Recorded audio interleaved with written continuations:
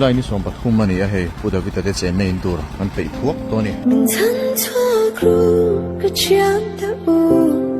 bel tu reng ka nei si lo min chan chua kru ka a cha u liam don hi ka liam don hi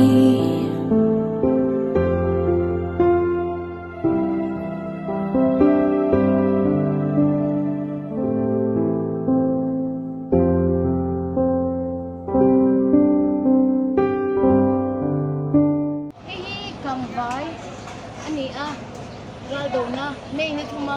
peace valley antin mun khan ni a tila hian volunteer ten cho an chuma duty te an riak bokani tuna e veng sang te anin ven choka voini hi salem veng nu hoten rongbol ni ani a an chome siam po tui do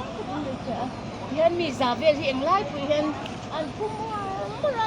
a chen ti chu so tila khan duty na khanin anam to kha kang vai kwa hi apoi mo em maya achan chu me ti ram tu ne na ain ri na mun mi ani awang hianin lisin lu kha khanin ani ka na mun tak tak te po kha kan ka thleng ani kha khata khanin sniper in englai point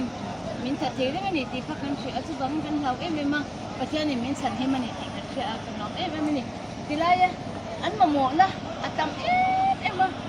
i mi za thum ni tina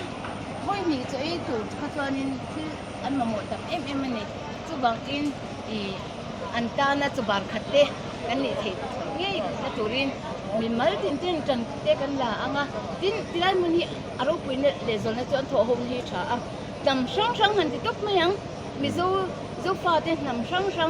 trong nei te ani lung rol em remote mai ni chu bang in lung rol lo chi pho kan ni lo ti kha an ma ni min sil dan ani a an lung rol lo vai chuanin an tum ngai mai i ma ni ro in rel na kha